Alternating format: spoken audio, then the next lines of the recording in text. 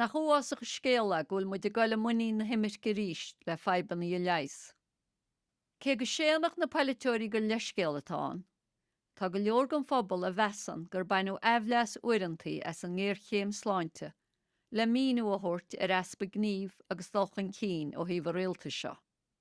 Tá iad nuair a bhí COVID-19 an na neart, agus cathú beag na chábhlíon I ggéardal an lec le sé tinnes hain, an feachtas le vaccín í gáile, agus an tionchar a bhí go dtíon glásáil ar réimsí agsúla an síl. Bhí ceis na títheachta ar I gceiste smó a bhí déanana tinnis go roioine le tamil. Geallú dulchan cín, tóigeall bhreise, agus solar títheachta, idir títheacht tóisialta agus áitre bheith cís, ar gúil a chuin scéal ó hen.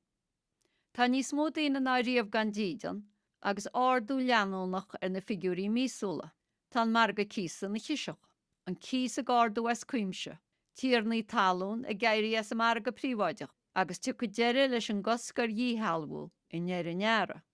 Níl altraí, gádaí ná múnteoirí a nachún áit chúnaíáil, ar cís ná le ceannacht. Tá glón nó góigan na tíre go le Imirce, ar bhhaile a lochtaí a híú, nó go bhhar cuinealach ebre níosár a bheith fáil ar fud na crunne. Nach uas go scéala gúil muid mar hír a go le muí na Imirce ríist le febannaí a leis.